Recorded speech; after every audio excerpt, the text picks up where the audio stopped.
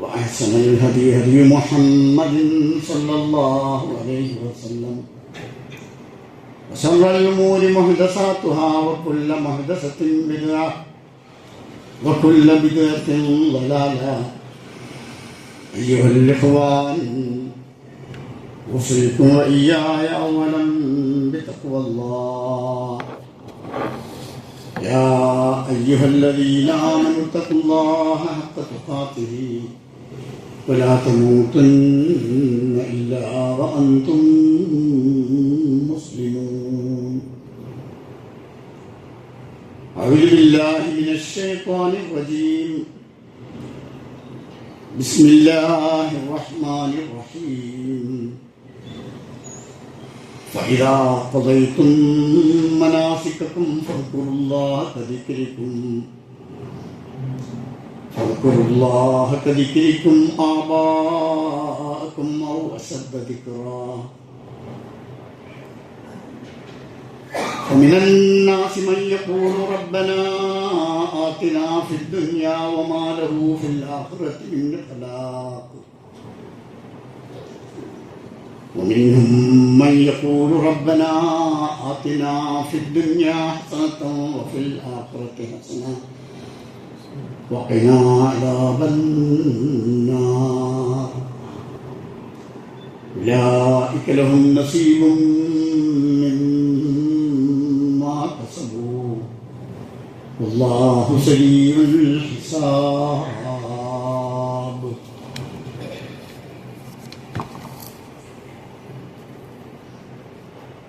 ആദരണീയരായ സത്യവിശ്വാസികളെ, നമ്മുടെ ജീവിതത്തിൻ്റെ രഹസ്യവും പരസ്യവുമായ മേഖലകളിലൊക്കെ സൃഷ്ടാവായ അല്ലാഹുവിനെ സ്തുതിച്ച് നല്ല മുത്തഖീങ്ങളായി കഴിയാൻ പരമാവധി പരിശ്രമിക്കണമെന്ന് എന്നോടും നിങ്ങൾ ഓരോരുത്തരോടും വസിയത്ത് ചെയ്യുക. അല്ലാഹു സുബ്ഹാനഹു വ തആല എല്ലാവരെയും അവൻ ഇഷ്ടപ്പെടുന്ന അവൻ്റെ യഥാർത്ഥ മുത്തഖീങ്ങളുടെ കൂട്ടത്തിൽ ഉൾപ്പെടുത്തി അനുഗ്രഹിക്കുമാറാകട്ടെ.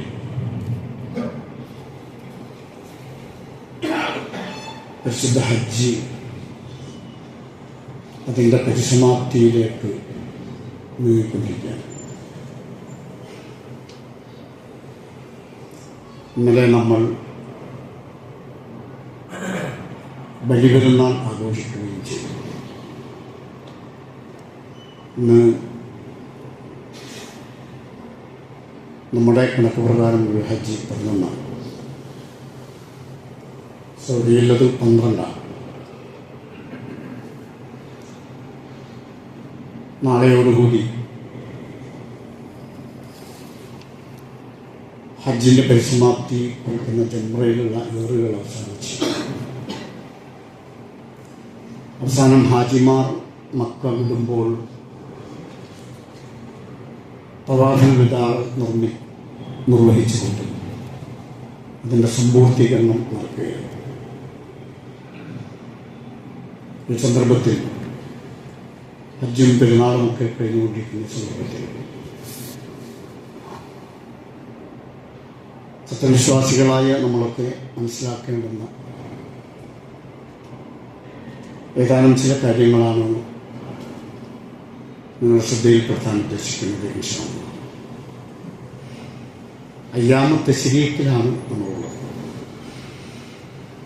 അയ്യാമു തശ്രീഖ് എന്ന് പറഞ്ഞാൽ അറിവിൻ്റെ ദിവസം എന്നാണ് അതിനൊരു അർത്ഥമുള്ളത്. വദ്കുറുല്ലാഹ ഫീ അയ്യാമിൻ മഅദൂദാത്ത്, എണ്ണപ്പെട്ട ദിവസങ്ങളിൽ നിങ്ങൾ അല്ലാഹുവിനെ ഓർക്കുക, ദിക്ർ ചെല്ലുക എന്ന ആ ഒരു വചനം ഈ അയ്യാമു തശ്രീഖുമായി ബന്ധപ്പെട്ടാണ് എന്ന് ഇബ്നു ഉമർ റളിയല്ലാഹു അൻഹു അതുപോലെ തന്നെ മറ്റു ചില പണ്ഡിതന്മാരും വിശദീകരിച്ചതായി നമുക്ക് കാണാൻ കഴിയും.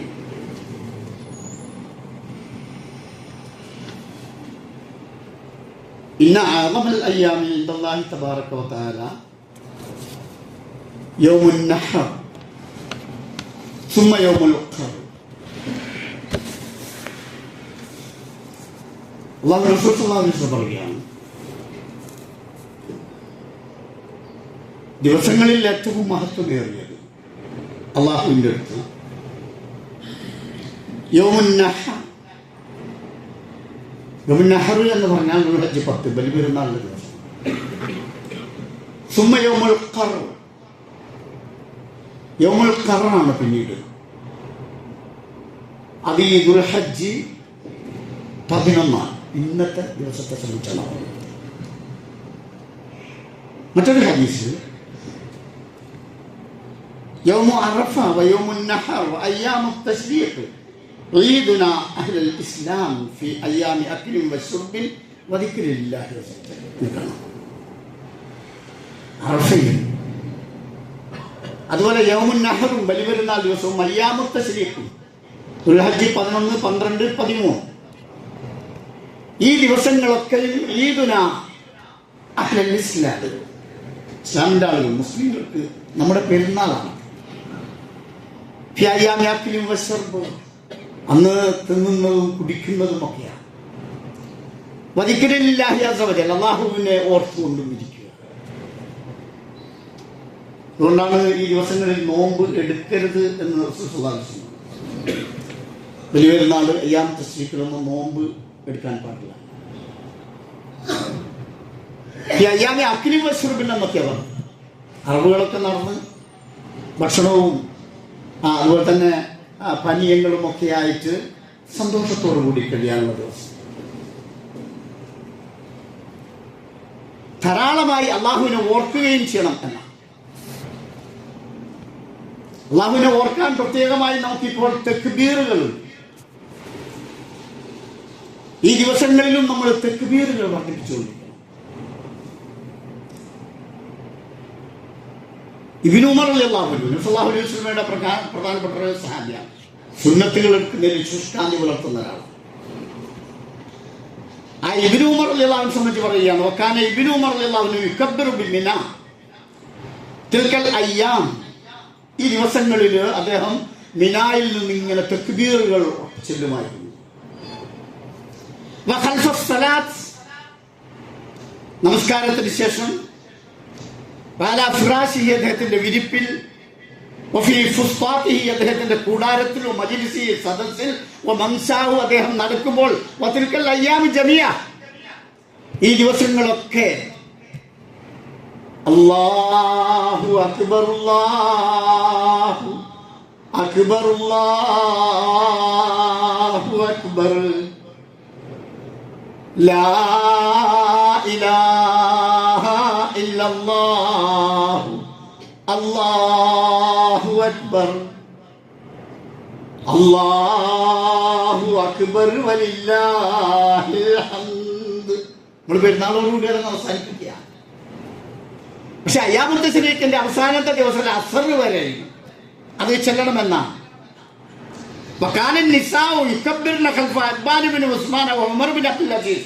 ആ കാലഘട്ടത്തിലെ സ്ത്രീകളൊക്കെ അബ്ബാൻ ബിൻ ഉസ്മാന്റെയും ഉമർ ബിൻ അബ്ദുൽ അസീസിന്റെയും പിറകിൽ നിന്ന് അവർ തക്ബീറുകൾ, സ്ത്രീകൾ തക്ബീറുകൾ ചെല്ലുമായിരുന്നു.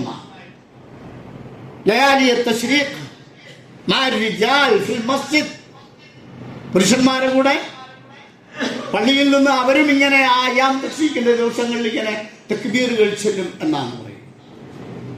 തക്ബീറുകൾ വർദ്ധിപ്പിക്കുക, മറ്റു ദിക്റുകൾ കൂടുതൽ നിർവഹിക്കുക. നമ്മുടെ ആഘോഷത്തിന്റെ പ്രത്യേകത എന്താ? നമ്മുടെ ആഘോഷവും ആരാധനകളാണ്. അതുകൊണ്ടാണല്ലോ ആഘോഷം ആഭാസമാവരുത് എന്ന് പറയുന്നത്. ഇസ്ലാമിലെ ആഘോഷം ആഭാസമാക്കാൻ അനുവദിക്കില്ല. ആഘോഷവും ആരാധനകളാണ്. അതിൽ സന്തോഷിക്കാം. പറഞ്ഞതുപോലെ ഭക്ഷണവും, ഇഷ്ടമുള്ള ഭക്ഷണവും ഒക്കെ കഴിച്ചുകൊണ്ട്, പുതുവസ്ത്രങ്ങളൊക്കെ ധരിച്ചുകൊണ്ട് നല്ല സന്തോഷകരമായ അവസ്ഥയിലൂടെ നമുക്ക് ഈ ദിവസങ്ങളെയൊക്കെ ആഘോഷമാക്കി മാറ്റാം. പക്ഷേ ഹജ്ജ് കഴിഞ്ഞ്, പെരുന്നാൾ കഴിഞ്ഞ് ഇനിയെല്ലാം അവസാനിപ്പിക്കുക എന്നല്ല. ഫൈദാ ഖളൈതും മനാസിക്കക്കും, നിങ്ങളുടെ ഹജ്ജിന്റെ കർമ്മങ്ങളൊക്കെ വീട്ടിൽ കഴിഞ്ഞാൽ, നിർവഹിച്ചു കഴിഞ്ഞാൽ, ഫൽകുറുല്ലാഹ കദിക്രിക്കും ശ്രദ്ധിക്കുക. നിങ്ങൾ നിങ്ങളുടെ പിതാക്കന്മാരെ ഓർക്കുന്നത് പോലെ അല്ല, അതിനേക്കാൾ ശക്തമായ രൂപത്തിൽ അള്ളാഹുവിനെ ഓർത്തുകൊണ്ടിരിക്കുക, അള്ളാഹുവിന് ധാരാളമായി ദിക്ർ ചൊല്ലുക. തുടർന്നുകൊണ്ടല്ല പറയുകയാണ്, ഫമിനന്നാസി, മനുഷ്യന്മാരുടെ കൂട്ടത്തിൽ ചില ആളുകൾ മയ്യഖൂൽ, അവർ പറയും റബ്ബന ആതിനാ ഫിദ്ദുനിയ, പക്ഷേ ദുനിയാവിൽ നീ ഞങ്ങൾക്ക് ധാരാളം അനുഗ്രഹം നൽകണമേ. പക്ഷെ വമാ ലഹു ഫിൽ ആഖിറതി മിൻ ഹലാക്ക്, അവർക്ക് പരലോകത്തൊരു ഓഹരി ഉണ്ടാവില്ല കേട്ടോ. നമ്മളൊക്കെ പ്രാർത്ഥന പലപ്പോഴും നമ്മളൊന്നും ശ്രദ്ധിക്കേണ്ട വിഷയമാണ്. നമ്മൾ ദുനിയാവിന് വേണ്ടി ഇങ്ങനെ പറയും, പഠിച്ചവനെ എനിക്ക് ജോലി വേണം, സമ്പത്ത് വേണം, സൗകര്യങ്ങൾ വേണം, വീട് വേണം, വാഹനം വേണം, മക്കൾ വേണം, ഭാര്യ വേണം, അല്ലേ, കച്ചവടം വേണം, അഭിവൃദ്ധി വേണം, പുരോഗതി വേണം. ഇങ്ങനെ ദുനിയാവുമായി ബന്ധപ്പെട്ട കാര്യങ്ങൾ നമ്മൾ ഇങ്ങനെ പറഞ്ഞുകൊണ്ടേയിരിക്കും. വമിനന്നാസി മൻ യഖൂലു റബ്ബനാ ആതിനാ ഫിദ്ദുനിയ, ദുനിയാവിൽ ഞങ്ങൾക്ക് ധാരാളം അനുഗ്രഹങ്ങൾ ചെറിയണമേ എന്ന് പ്രാർത്ഥിച്ചു കൊണ്ടിരിക്കുന്ന ചില മനുഷ്യന്മാരുണ്ട്. പക്ഷെ അവര് മനസ്സിലാക്കട്ടെ, വമാ ലഹു ഫിൽ ആഖിറതി മിൻ ഖലാഖ്, അവർക്ക് ആഖിറത്തിലൊരു ഓഹരി ഉണ്ടാവില്ല കേട്ടോ. എന്നാൽ ومنهم من يقول ربنا آتنا في الدنيا حسنة وفي الآخرة حسنة وقنا عذاب النار. മനുഷ്യന്മാരിൽ ചിലരുണ്ട്, അവരല്ലാഹുവിനോട് പറയുന്നതറിയോ, റബ്ബനാ ആതിനാ ഫിദ്ദുനിയാ ഹസന, ഞങ്ങളുടെ രക്ഷിതാവേ ദുനിയാവിൽ ഞങ്ങൾക്ക് ഒരുപാട് നന്മകൾ നീ നൽകണമേ. വഫിൽ ആഖിറതി ഹസന, പരലോകത്തും നല്ലത് നൽകണമേ. ഇങ്ങനെ പ്രാർത്ഥിക്കുന്ന ചില മനുഷ്യന്മാർ, വഖിനാ അദാബന്നാർ, നരകത്തിന്റെ ഭയാനകമായ ശിക്ഷയിൽ നിന്നും ഞങ്ങൾ നീ കാക്കണമേ എന്ന് പ്രാർത്ഥിക്കുന്ന ചില മനുഷ്യന്മാരുണ്ട്. ഉലൈക ലഹും നസീബും മിമ്മാ കസബു വല്ലാഹു സരീഉൽ ഹിസാബ്, അത്തരം ആളുകൾ അവർ സമ്പാദിച്ചതിന്റെ ഫലമായി അവർക്ക് വലിയ ഒരു വിഹിതമുണ്ട്. ആഖിറവുണ്ട്, ദുനിയാവുണ്ട്. നമ്മുടെ പ്രാർത്ഥനകളും നമ്മുടെ പ്രവർത്തനങ്ങളും ഒന്നും ദുനിയാവിന് വേണ്ടി മാത്രമാവണ്ടേ എന്നൊരു വലിയ ആശയം ഇവിടെ. ദുനിയാവിനെ വേണ്ടി പറയാം, നമ്മൾ അള്ളാഹിനോടല്ലാണ്ട് ആരോട് പറയാൻ? നമ്മുടെ വിഷയങ്ങളൊക്കെ നമ്മൾ അള്ളാഹുവിനോടാ പറയേണ്ടത്. നമ്മുടെ ഭൗതികമായ വിഷയങ്ങൾ, കുടുംബപരമായ പ്രശ്നങ്ങൾ, വ്യക്തിപരമായ പ്രശ്നങ്ങൾ, ആരോഗ്യവുമായി ബന്ധപ്പെട്ട വിഷയങ്ങൾ, സന്താനങ്ങളുമായി ബന്ധപ്പെട്ട വിഷയങ്ങൾ, മാതാപിതാക്കളുമായി ബന്ധപ്പെട്ട പ്രശ്നങ്ങൾ, നമ്മുടെ സമ്പത്തുമായി ബന്ധപ്പെട്ട, ജോലിയുമായി ബന്ധപ്പെട്ട, നമ്മുടെ ജീവിത അവസ്ഥയിൽ വരുന്ന പ്രശ്നങ്ങളുമായി എല്ലാം നമ്മൾ പറയേണ്ടത് അല്ലാഹുവിനോടാ. പക്ഷേ റബ്ബന ആതിനാ ഫിദ്ദുനിയ എന്ന് പറഞ്ഞ് നിങ്ങൾ അവസാനിപ്പിക്കരുത്, മറിച്ച് റബ്ബന ആതിനാ ഫിദ്ദുനിയ ഹസനത്തൻ വഫിൽ ആഖിറതി ഹസനത്തൻ വഖിനാ അദാബന്നാർ, അതോടൊപ്പം പഠിച്ചവനെ പരലോകത്തിൽ നീ നല്ലത് നൽകണമേ എന്ന് പ്രാർത്ഥിക്കണം. ആത്യന്തികമായി നമ്മുടെയൊക്കെ ലക്ഷ്യം എന്താണെന്നറിയോ? നാളെ പരലോകത്തുള്ള നരക ശിക്ഷയിൽ നിന്ന് രക്ഷപ്പെടല. അതുകൊണ്ട് അത് മറന്നു പോകരുത്. വഖിനാ അദാബന്നാർ, നരക ശിക്ഷയിൽ നിന്ന് ഞങ്ങളെ നീ കാക്കുകയും ചെയ്യണമേ. ഈ പ്രാർത്ഥനയാണ് അല്ലാഹുവിന്റെ റസൂൽ സ്വല്ലല്ലാഹു അലൈഹി വസല്ലം പറയാണ്, ഹാജിമാർ കഅബ തവാഫ് ചെയ്യുമ്പോൾ ധാരാളമായി പ്രാർത്ഥിച്ചിരുന്നതാ, റബ്ബനാ ആതിനാ ഫിദ്ദുനിയ ഹസന വഫിൽ ആഖിറതി ഹസനതൻ വഖിനാ അദാബന്നാർ. ഈ അയ്യാമത്ത് ശരീഅത്തിന്റെ ദിവസങ്ങളിലും ഇന്നും നാളെയും മറ്റന്നാളും ഒക്കെയായി നമ്മുടെയൊക്കെ ജീവിതത്തിലും ഈ പ്രാർത്ഥനകൾ ഉണ്ടാവാൻ വേണ്ടി ശ്രദ്ധിക്കേണ്ടതുണ്ട്. ദുനിയാവ് മാത്രമല്ല, ആഖിറവും നമുക്ക് ലഭിക്കണം. ദുനിയാവല്ല നമുക്ക് ഏറ്റവും പ്രാധാന്യത്തോടുകൂടി നാം കാണേണ്ടത് ആഖിറമാണ്. കാരണം ദുനിയാവ് നിശ്ചയമാണ്, ഇത് വളരെ വേഗം അവസാനിക്കും. തിരിഞ്ഞു മറിഞ്ഞ് കളിക്കുമ്പോഴേക്ക് തീർന്നിട്ടുണ്ടാവും. എത്ര ആളുകളാ, എത്ര വേഗമാ, അല്ലേ? നിങ്ങളിൽ നിന്ന് നേരത്തെ പോകുന്നവർ, മരിക്കുന്നവർ, അകാല ജന്മം പ്രാപിക്കുന്നവരുണ്ട്, പ്രായഭേദമില്ലാതെ, സ്ഥലകാലബോധമില്ലാതെ ആളുകൾ മരിച്ചുകൊണ്ടിരിക്കുക. നമ്മളും ചിലപ്പോൾ നമ്മൾ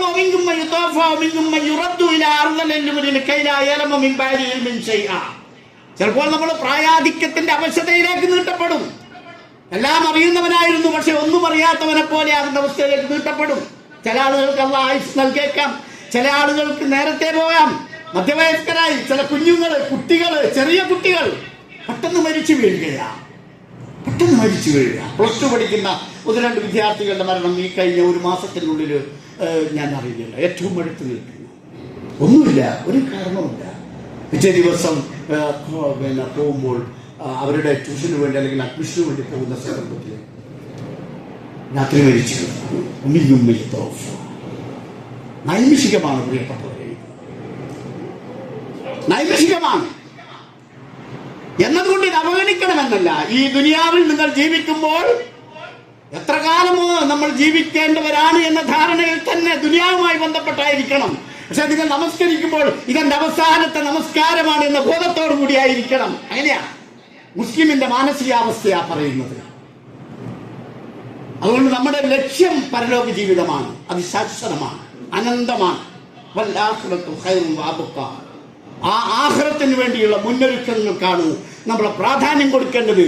അതുകൊണ്ട് തന്നെ നമ്മുടെ ഈ ദിവസങ്ങളിലും നമ്മുടെ ജീവിതത്തിൽ എപ്പോഴും ഉണ്ടായിരിക്കേണ്ടുന്ന ഒരു പ്രാർത്ഥനയാണ് റബ്ബനാ ആതിനാ ഫിദ്ദുനിയാ ഹസന വഫിൽ ആഖിറതി ഹസനതൻ വഖിനാ അദാബന്നാർ. ഈ പ്രാർത്ഥന നിർവഹിച്ചുകൊണ്ട് ഈ അനുഗ്രഹീത ദിവസങ്ങളെ നാം കഴിച്ചു കൊണ്ടുപോകാൻ ശ്രമിക്കണം എന്ന് കൂടി ഓർമ്മപ്പെടുത്തുകയാണ്. അള്ളാഹു അനുഗ്രഹിക്കുമാറാവട്ടെ, തൗഫീഖ് നൽകുമാറാവട്ടെ.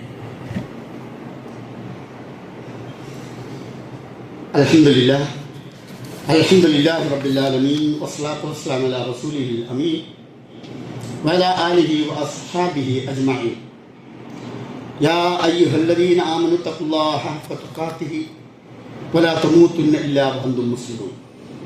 സഹോദരന്മാരെ, സഹോദരികളെ, ഒരിക്കൽ കൂടി അല്ലാഹുവിനെ സൂക്ഷിച്ച് നല്ല മനുഷ്യരായി കഴിയണമെന്ന്, മുത്തഖീങ്ങളായി ജീവിച്ചു മരിക്കാൻ പരമാവധി പരിശ്രമിക്കണമെന്ന് ഞാൻ മനസ്സിലാക്കുന്നു, നിങ്ങളെ ഓർമ്മപ്പെടുത്തുന്നു. അല്ലാഹു നമുക്കൊക്കെ തൗഫീഖ് നൽകി അനുഗ്രഹിക്കുമാറാവട്ടെ. മറ്റൊരു പ്രധാനപ്പെട്ട വിഷയം നിങ്ങളെ ശ്രദ്ധയിൽപ്പെടുത്താനുള്ളത്, വേനലവധി കഴിഞ്ഞ് നമ്മുടെ കലാലയങ്ങളൊക്കെ തുറക്കാൻ പോവുകയാണ്. ഈ 1-ാം തീയതി സ്കൂളുകളും മദ്രസകളും ഒക്കെ 2 ദിവസത്തിന് ശേഷം തുറക്കുമ്പോൾ രക്ഷിതാക്കന്മാർ എന്നുള്ള രൂപത്തിൽ പ്രത്യേകിച്ച് നമ്മൾ മനസ്സിലാക്കേണ്ടുന്ന ചില കാര്യങ്ങൾ. ഒന്ന്, കുട്ടികൾക്ക്, നമ്മുടെ മക്കൾക്ക് വിദ്യാഭ്യാസം നന്നായി കൊടുക്കണം. അറിവുള്ളവനും അറിവില്ലാത്തവനും സമമല്ല എന്നാണ് വിശുദ്ധ ഖുർആൻ പറഞ്ഞത്. അറിവുള്ളവർക്ക്, ഇൽമുള്ളവർക്ക് ഒരു പ്രത്യേകത പ്രാധാന്യം. ഭൗതിക വിദ്യാഭ്യാസത്തിനും പ്രാധാന്യം, ഭൗതിക വിദ്യാഭ്യാസവും കൊടുക്കണം. നമ്മുടെ മക്കളെയൊക്കെ അവർക്ക് അവരുടെ ആഗ്രഹങ്ങൾക്കനുസരിച്ച്, താല്പര്യങ്ങൾക്കനുസരിച്ച് അവരുടെ ഭാവി ഭദ്രമാകുന്ന രൂപത്തിലുള്ള ഭൗതികമായ വിദ്യാഭ്യാസം കൊടുക്കാൻ ഓരോ രക്ഷിതാക്കന്മാർ ശ്രദ്ധിക്കുകയും കലാലയങ്ങൾ ആ അർത്ഥത്തിൽ നാം തിരഞ്ഞെടുക്കുകയും ചെയ്യും. പക്ഷെ അതോടൊപ്പം നമുക്ക് ഇന്നത്തെ കാലഘട്ടത്തിൽ ഒരു തിരിച്ചറിവ് ഉണ്ടാവേണ്ടതുണ്ട്. മുമ്പ് കാലത്തൊക്കെ ഇംഗ്ലീഷ് വിദ്യാഭ്യാസം നിഷിദ്ധമാക്കപ്പെട്ട ഒരു കാലമായി. പെൺകുട്ടികൾ എഴുത്തും വായനയും പഠിക്കരുത് എന്ന് ഫത്വകൾ ഇറക്കിയിരുന്ന ഒരു സമൂഹത്തിന്റെ പിന്മുറക്കാരാണ് നമ്മൾ. അങ്ങനെ ഒരു വർത്തമാനം ഉണ്ടായിരുന്നു. അതൊക്കെ മാറി. ഇപ്പോൾ അവർ തന്നെ ഏറ്റവും വലിയ ഉന്നതമായ കലാലയങ്ങൾ ഒക്കെ സ്ഥാപിച്ച് നടത്തുന്നത് നമുക്കാണ്. മുവഹിദുകളുടെയൊക്കെ പരിഷ്കർത്താക്കളുടെയൊക്കെ ശക്തമായ ഇടപെടലുകളുടെ ഭാഗമായിട്ടാണ്. അതുകൊണ്ട് തന്നെ ഭൗതിക വിദ്യാഭ്യാസത്തിനെ പ്രോത്സാഹിപ്പിച്ചവരായിരുന്നു നമ്മൾ. പക്ഷെ ഇന്നത്തെ ഒരവസ്ഥ, ഈ ഭൗതിക വിദ്യാഭ്യാസം മാത്രം നൽകുന്ന ഒരവസ്ഥയിലേക്ക് നമ്മുടെ സമുദായാംഗങ്ങളും മാറിപ്പോയിട്ടുണ്ടോ എന്നതാണ്. ഭൗതിക വിദ്യാഭ്യാസം ഇന്ന് മൗലിക അവകാശമാണ്, അതുകൊണ്ട് നിഷേധിക്കാൻ പറ്റില്ല. നമ്മളെ കുട്ടികൾക്ക് കൊടുക്കാതിരിക്കാൻ പാടില്ല, ശിക്ഷാർഹമാണ്.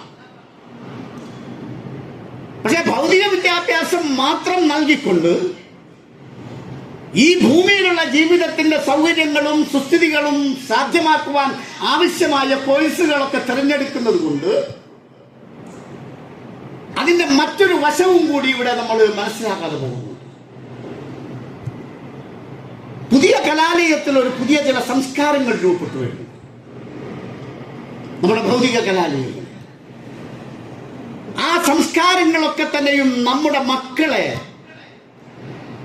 മോശമായ ഒരവസ്ഥയിലേക്ക് വഴിതിരിച്ചു വിടുന്നതും നാം കാണുകയാണ്.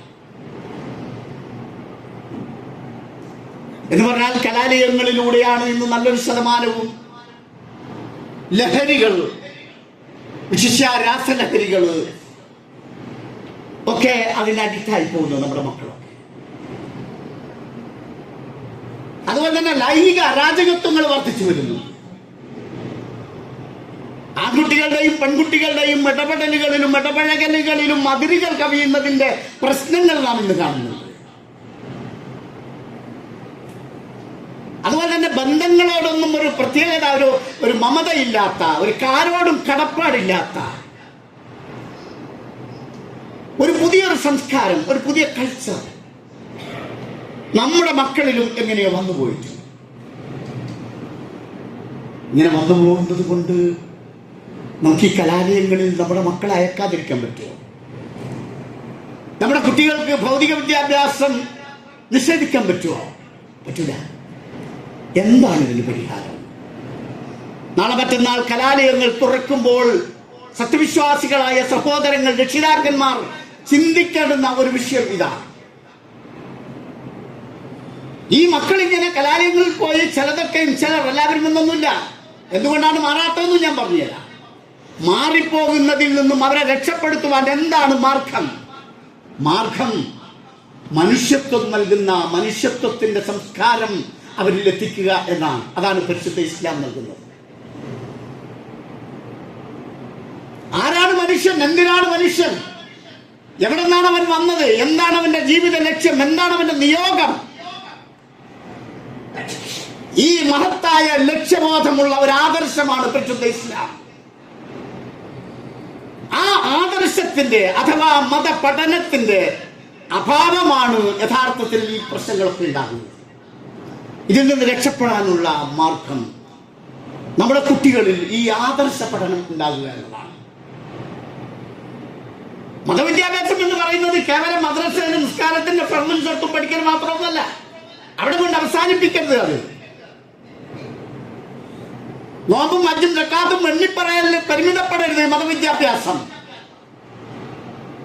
മറിച്ച് ഇസ്ലാം എന്ന് പറയുന്ന മഹത്തായ ഒരാദർശം, നമ്മൾ കഴിഞ്ഞ കുറെ ഖുതുബകളൊക്കെ കേട്ട മാനവികതയുടെ ഒരു മുഖം അതിനുണ്ടല്ലോ. ബന്ധങ്ങളുടെ പവിത്രത കാത്തു സൂക്ഷിക്കുന്ന ഒരാദർശമല്ലേ അത്? ജീവിതത്തിന് കൃത്യമായ ലക്ഷ്യബോധം നൽകുന്ന ഒരാദർശമാണ്. ആ ആദർശത്തെ സംബന്ധിച്ചുള്ള പഠനം നമ്മുടെ മക്കളിൽ നൽകിക്കൊണ്ട് അവർ മറ്റൊരു സംസ്കാരത്തിലേക്ക് ഡൈവേർട്ട് ചെയ്തു പോകുന്നതിനെ തടയുവാൻ ആവശ്യമായ ഇടപെടലുകളാണ് രക്ഷിതാക്കന്മാർ ഇന്ന് കൂടുതൽ നിർവഹിക്കേണ്ടത്. ഇന്ന് നമ്മുടെ മഹല്ലുകൾ അഭിമുഖീകരിക്കുന്ന വലിയ പ്രശ്നം എന്താണെന്നറിയോ? എന്റെ വരുമാനത്തിന്റെ വിഷയമൊന്നല്ല, വരുമാനത്തിൽ ധാരാളമുണ്ട്. ഇന്ന് നമ്മുടെ മഹല്ലുകളിൽ അല്ലെങ്കിൽ മഹല്ലുകളിലെ മുസ്ലിം വീടുകൾ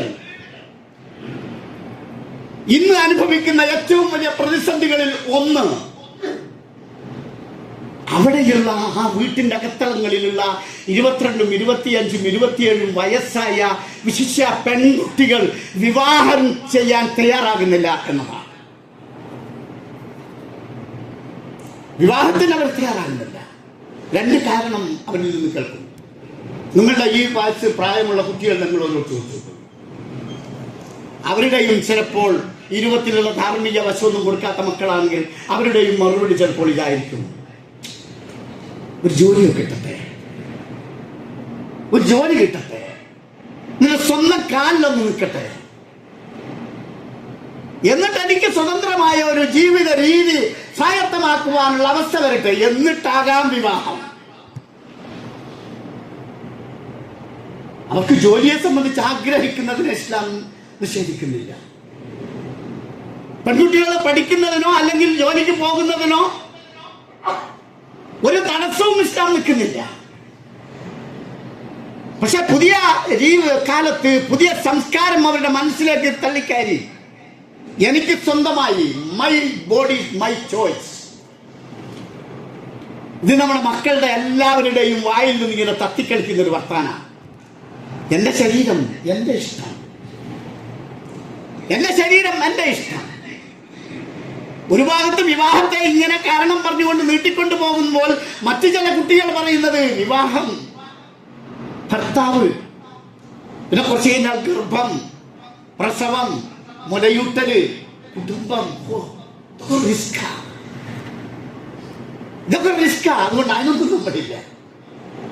എന്തിനാണ് തൽക്കാലം നമ്മുടെ വിഷയങ്ങളും പ്രശ്നങ്ങളും പരിഹരിക്കാൻ എന്തെങ്കിലും ലിവിങ് ടുഗദർ പോലെയുള്ള സംവിധാനങ്ങൾ ഉപയോഗപ്പെടുത്താം എന്ന് പറഞ്ഞുകൊണ്ട് വിവാഹത്തെ പോലും നിഷേധിക്കുന്ന രൂപത്തിൽ my body is my choice. ഇത് മുസ്ലിം ഉമ്മത്തിന്റെ വീട്ടിന്റെ അകത്തളങ്ങളിൽ ഇത്തരം പെൺകുട്ടികളുള്ള ഏതാണ്ട് എല്ലാവരും അനുഭവിക്കുന്ന ഒരു പ്രശ്നമാണ്. ഞാൻ വെറുതെ എന്ന് പറയുകയല്ല, നിങ്ങളൊക്കെ തന്നെ വിശ്വസിച്ചു. നിങ്ങളുടെയൊക്കെ കുട്ടികൾ പറയുന്നത് ഈ രണ്ടായിരം വർത്തമാനമാണ്. പലപ്പോഴും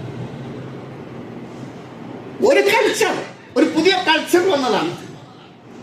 ഇസ്ലാമിന്റെ മഹത്തായ ഒരു കൾച്ചറുണ്ട്. ബന്ധങ്ങളുടെ പവിത്രത പറയുന്നതാണ് ഇസ്ലാം. കുടുംബം സമൂഹത്തിന്റെ അടിത്തറയാണ്. കുടുംബമില്ലെങ്കിൽ ആകെപ്പോഴും പിന്നെ അവിടെ അരാജകത്വമാണ്. നമ്മൾ ഈ മക്കളോട് ഇത് പറയുന്നത് തന്നെ അവരുടെ ഭാവിക്ക് വേണ്ടിയാ. എന്റെ ശരീരം എന്റെ ഇഷ്ടം എന്നത് അങ്ങനെ സമ്പൂർണമായി അംഗീകരിക്കാൻ കഴിയില്ല. നിങ്ങൾക്ക് ഇഷ്ടമുണ്ട്, നിങ്ങളുടെ ഇഷ്ടവും സ്വാതന്ത്ര്യവും ഒക്കെ നിങ്ങൾക്ക് എടുക്കാം. പക്ഷെ അതോടൊപ്പം നിങ്ങളെ ഈ ഭൂമിയിലേക്ക് അയച്ച, നിങ്ങളെ സൃഷ്ടിച്ച സൃഷ്ടാവായ അള്ളാഹുവിന്റെ ചില ഇഷ്ടങ്ങളുണ്ട്. ആ ഇഷ്ടങ്ങൾ കൂടി നിങ്ങൾ പരിഗണിക്കുമ്പോഴാണ് നിങ്ങൾക്ക് മനുഷ്യരായി ജീവിക്കാൻ കഴിയുക. ഭക്ഷണം നമുക്ക് കഴിക്കാം, നല്ല ടേസ്റ്റുള്ള യഥേഷ്ടം, അതെന്റെ ചോയ്സാണ്. അതിനെ നാം നിഷേധിക്കുന്നില്ല, നിരാകരിക്കുന്നില്ല ഇസ്ലാം. പക്ഷെ പ്രിയപ്പെട്ടവരെ, ആ ഭക്ഷണം കഴിക്കുമ്പോൾ നിങ്ങൾ ഒന്ന് ശ്രദ്ധിക്കണം. കുടിക്കാൻ നല്ല ജ്യൂസുകളും മറ്റ് പാനീയങ്ങളും നിങ്ങൾക്ക് ഉപയോഗിക്കാം, അത് നിങ്ങളുടെ ചോയ്സാണ്. പക്ഷെ അതോടൊപ്പം നിങ്ങൾ മനസ്സിലാക്കണം, നിങ്ങൾ കുടിക്കുന്നത് ചിലപ്പോൾ നിങ്ങളുടെ ശരീരത്തിനെ തന്നെ നശിപ്പിക്കുന്ന ഒരു മദ്യത്തിലേക്കായി പോകരുത്, മയക്കുമരുന്നിലേക്കായി പോകരുത്. ഭക്ഷണം നിഷിദ്ധമാക്കപ്പെട്ട ചിലതുണ്ട്, അത് നിങ്ങൾ കഴിക്കരുത്. ഇത് സിസ്റ്റാവിന്റെ ചോയ്സാ. നിങ്ങളുടെ ചോയ്സും അതിനേക്കാൾ സിസ്റ്റാവിന്റെ ചോയ്സും. അതാ അവിടെയാണ് ഇസ്ലാമിന്റെ സംസ്കാരം കുടികൊള്ളുന്നത്. വസ്ത്രം ധരിക്കാം, അതിന്റെ ഭംഗിയും അതിന്റെ നിറവും അതിന്റെ രൂപവും ഒക്കെ നമ്മുടെ ചോയ്സാ, നമുക്കെടുക്കാം. പക്ഷെ നമ്മെ സൃഷ്ടിച്ച സൃഷ്ടാവിന്റെ ഒരു ചോയ്സ് അവിടെയുണ്ട്. എന്താണെന്നറിയോ? നിങ്ങളുടെ ശരീരത്തിന്റെ നഗ്നമായ ഭാഗങ്ങൾ വെളിവാകുന്ന രൂപത്തിലുള്ള ഭക്ഷണങ്ങൾ, വസ്ത്രങ്ങൾ നിങ്ങൾ ധരിക്കരുത്. എന്തിനാണ് പറഞ്ഞതെന്നറിയോ? പഠിച്ചോൻ പറഞ്ഞത് നിങ്ങളെ രക്ഷിക്കാനാ, നിങ്ങളുടെ സുരക്ഷിതത്വത്തിന് വേണ്ടിയാണ് അല്ലാഹു അത് പറഞ്ഞത്. മദ്യം കഴിക്കരുത് എന്ന് നിങ്ങളോട് പറഞ്ഞത് നിങ്ങളുടെ ഭാവിക്ക് വേണ്ടിയാ, നിങ്ങളുടെ ജീവിതത്തിന് വേണ്ടിയാ. നിങ്ങൾ തകർന്നു പോകും, നിങ്ങളുടെ ഭാവി നശിച്ചു പോകും. ലഹരികൾ, അതിന് അഡിക്റ്റായ കുട്ടികൾ ചെയ്യുന്ന പേക്കൂത്തുകൾ ഇന്ന് വാർത്താ മാധ്യമങ്ങളിൽ പോലും അപ്രധാനമായി പോയൊരവസ്ഥയിലാണ് നാം ജീവിക്കുന്നത്. കുടുംബങ്ങളും ബന്ധങ്ങളും ഒക്കെ തകർന്നു പോവുകയാണ്. ഇവിടെയാണ് പ്രിയപ്പെട്ടവരെ, നമ്മുടെ മക്കൾക്ക് ഭൗതികമായ വിദ്യാഭ്യാസം നൽകുന്നതോടൊപ്പം തന്നെ ഒരു തിരിച്ചറിവിന്റെ വിദ്യാഭ്യാസമായ നമ്മുടെ ആദർശത്തിന്റെ പഠനവും കൂടി, പരിശുദ്ധ ദീനുൽ ഇസ്ലാം എന്ന് പറയുന്ന മഹത്തായ ആദർശം, ആ മഹത്തായ ആദർശവും അതൊരു സംസ്കാരമാണ്. ആ സംസ്കാരവും നൽകുന്ന പഠനവും വിദ്യാഭ്യാസവും നമ്മുടെ മക്കൾക്ക് കൊടുക്കുവാൻ നിങ്ങൾ മറന്നുപോയാൽ നാളെ പിറ്റേ ദിവസം നിങ്ങളുടെ മക്കൾ ഉന്നതമായ തലങ്ങളിൽ അവരെത്തിയിട്ടുണ്ടാകാം, പക്ഷെ അവർ ജീവിക്കുന്നുണ്ടാവില്ല. വളരെ വേഗം ചിലപ്പോൾ അവർ തകർന്നു പോയിട്ടുണ്ടാകും. അതുകൊണ്ട് കരുതലോടുകൂടി മക്കളെ വളർത്തുക. ത്വലബുൽ ഇൽമി ഫരീളത്തുൻ അലാ കുല്ലി മുസ്ലിമിൻ. വിദ്യാഭ്യസിക്കൽ, അറിവ് നേടൽ. ഏതറിവ്? തിരിച്ചറിവ് നൽകുന്ന അറിവ്. വിശുദ്ധ ഖുർആൻ എന്തൊരു ഗ്രന്ഥമാണത്! എത്ര മഹത്തരമാണ് അതിന്റെ ആശയങ്ങൾ, എത്ര മാനവികമാണ് അതിന്റെ ഉള്ളടക്കങ്ങൾ, എത്ര മനോഹരമാണ് അതിന്റെ ജീവിത രീതികൾ, എത്ര സന്തോഷകരമാണ് അതിന്റെ ദാമ്പത്യ സാമ്പത്തിക ജീവിത രീതികൾ. ഖുർആനിലൂടെ, അതിൻ്റെ കൾച്ചറിലൂടെ, അതിൻ്റെ സംസ്കാരത്തിലൂടെ നമ്മുടെ മക്കളെ വളർത്താൻ ശ്രദ്ധിച്ചിട്ടില്ലെങ്കിൽ, ഭൗതിക വിദ്യാഭ്യാസം നാം മാത്രം നൽകുമ്പോൾ, നേരത്തെ ഞാൻ ഓതി വെച്ച റബ്ബന ആതിനാ ഫിദ്ദുനിയ, പഠിച്ചോനെ ദുനിയാവിനെ നൽകണേ, ഇത് മാത്രമായി പോയാൽ അപകടകരമായി പോകും നമ്മുടെ മക്കളുടെ ഭാവി എന്നോർത്തുകൊണ്ട് പ്രിയപ്പെട്ട രക്ഷിതാക്കന്മാരെ നമ്മൾ ശ്രദ്ധിക്കുക. മിൻ ഹഖ്ഖിൽ വലദി അലൽ വാലിദി അൻ യുഅല്ലിമുഹുൽ കിതാബ ഇദാ അഖൽ. ബുദ്ധിയുള്ള കുട്ടികൾക്കൊക്കെ അവർക്ക് വിദ്യാഭ്യാസം നൽകൽ, എഴുത്തും വായനയൊക്കെ പഠിപ്പിക്കൽ മാതാപിതാക്കന്മാർക്കുള്ള കടമയാണ് മക്കളുടെ മേൽ. അക്രിമു ഔലാദക്കും വഅഹ്സിനു അദ്ബഹും. നിങ്ങളുടെ മക്കളെ നിങ്ങൾ ആദരിക്കണം. വഅഹ്സിനു അദ്ബഹും, അവർക്ക് ശിക്ഷണം നൽകണം, മര്യാദകൾ പഠിപ്പിക്കണം, മതം പഠിപ്പിക്കണം, ജീവിത രീതികൾ പഠിപ്പിക്കണം, ബന്ധങ്ങളുടെ ഊഷ്മളത അവരെ പഠിപ്പിക്കണം. മാതാവ്, പിതാവ്, ജ്യേഷ്ഠൻ, സഹോദരി, സഹോദരൻ, കുടുംബ ബന്ധങ്ങൾ, ഇതിനേക്കാളൊക്കെ ഉപരി നമ്മയൊക്കെ സൃഷ്ടിച്ച് സംരക്ഷിച്ചു പോരുന്ന, നമ്മൾ അവസാനം ചെന്നെത്തുന്ന മടങ്ങുന്ന സർവേശ്വരനായ ദൈവം തമ്പുരാൻ ആ മഹശക്തിയെ സംബന്ധിച്ച് ആ ശിക്ഷണങ്ങൾ നിങ്ങൾ അവർക്ക് നൽകണം. ഇത് മാതാപിതാക്കന്മാരുടെ ബാധ്യതയാണ്. അസ്സലാഹു മിനല്ലാഹ്, സംസ്കരണം അല്ലാഹുവിനാണ്, സന്മാർഗത്തിലാക്കുന്നത് അള്ളയാണ്. പക്ഷെ വല്ലദബു മിനൽ ആബാ, മര്യാദ പഠിപ്പിക്കേണ്ടത് മാതാപിതാക്കന്മാരാണ്. അത് മറന്നു പോകരുത് എന്ന് ഈ കലാലയങ്ങൾ തുറക്കാൻ പോകുന്ന സന്ദർഭത്തിൽ പ്രത്യേകമായി ഓർമ്മപ്പെടുത്തുകയാണ്. പുതിയ കലാലയങ്ങൾ തിരഞ്ഞെടുക്കുമ്പോൾ ശ്രദ്ധിക്കുക. മതപരമായ പഠനങ്ങൾ കൂടി നൽകുന്ന ഒരവസ്ഥ നമ്മുടെ മക്കൾക്ക് ഉണ്ടാക്കിയെടുക്കാൻ ശ്രദ്ധിക്കുക. അള്ളാഹു അനുഗ്രഹിക്കുമാറാവട്ടെ.